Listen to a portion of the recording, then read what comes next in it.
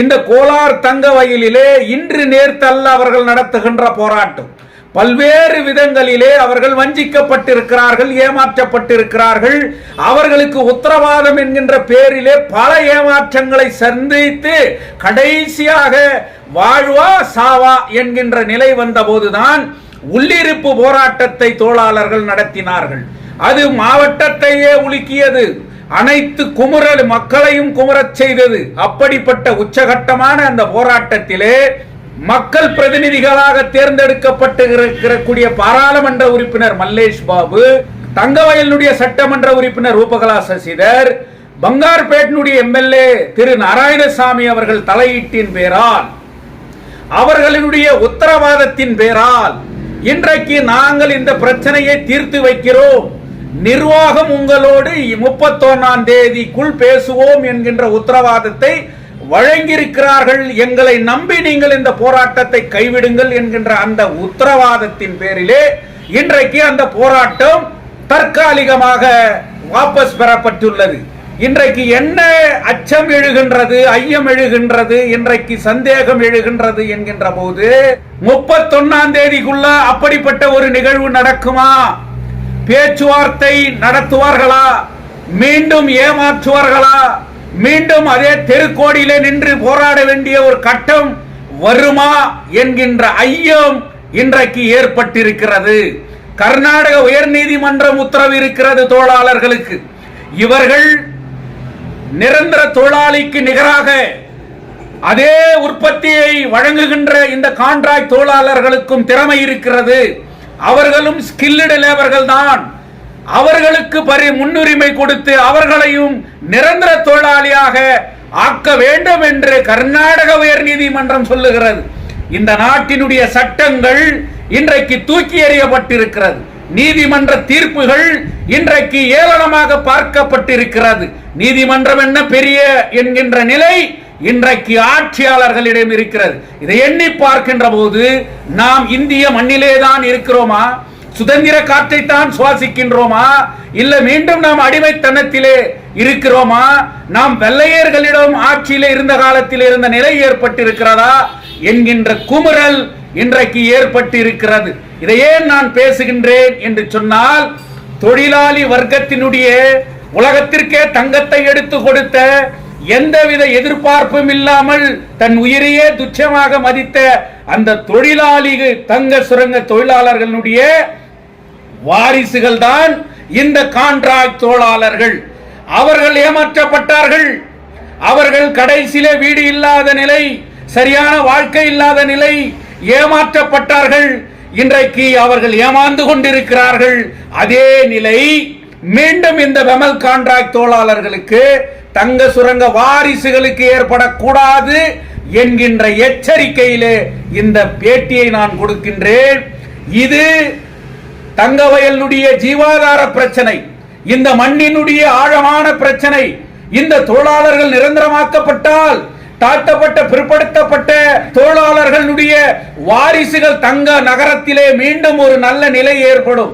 அந்த நிலை ஏற்படக்கூடாது என்பதற்காக ஆட்சியாளர்கள் சதி செய்கிறார்களா என்பதையும் எண்ணி பார்க்க வேண்டும். இந்த ஃபேக்டரி கர்நாடகாவிலே இருக்கிறது. கங்கவயல் இந்த கர்நாடக மண்ணிலே தான் இருக்கிறது. இந்த மாநிலத்தை ஆள்கின்ற மரியாதைக்குரிய சித்தராமையா அவர்கள் 100% கன்னட மண்ணிலே கன்னடர்களுக்கு வேலை கொடுக்க வேண்டும் என்று சொல்லுகிறார்.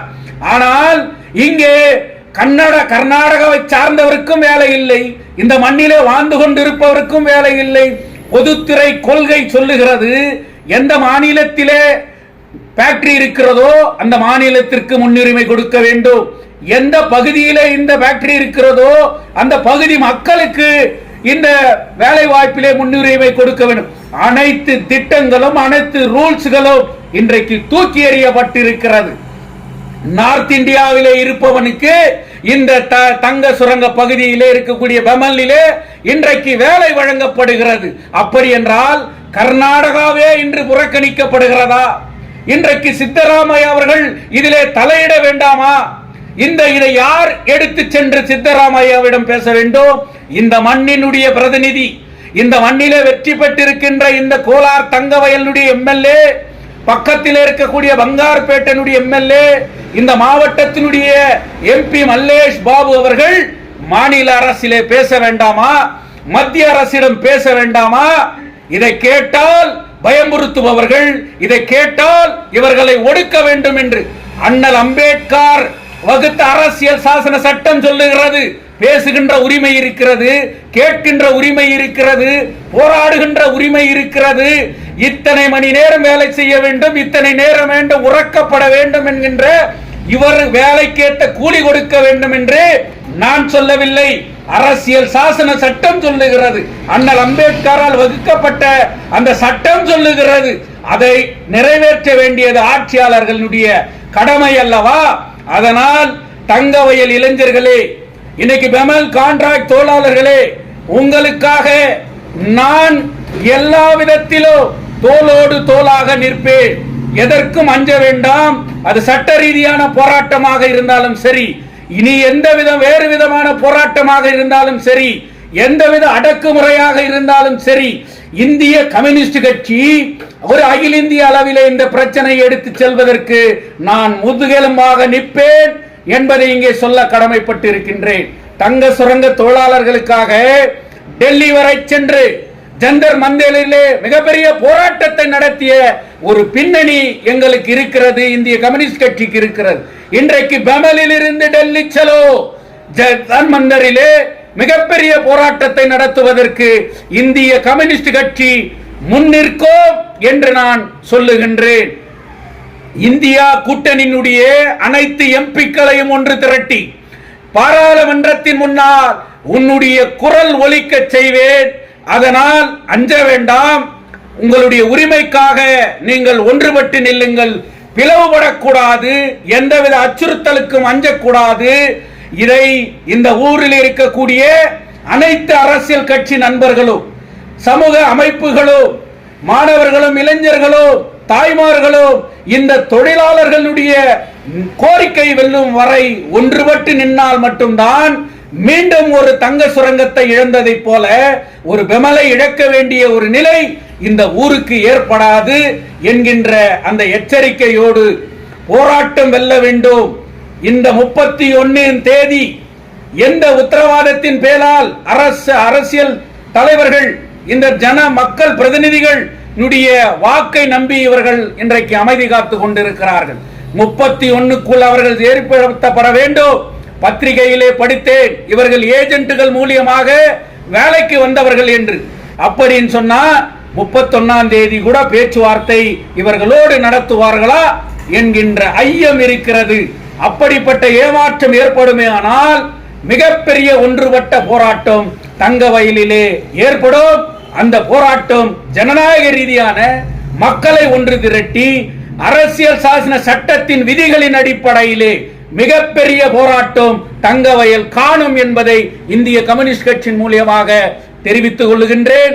தொழிலாளி வர்க்கத்திற்காக, அந்த கான்ட்ராக்ட் தொழிலாளர்களுக்காக உங்களோடு நிற்பேன் என்கின்ற உத்தரவாதத்தை தெரிவித்துக் கொள்கிறேன்.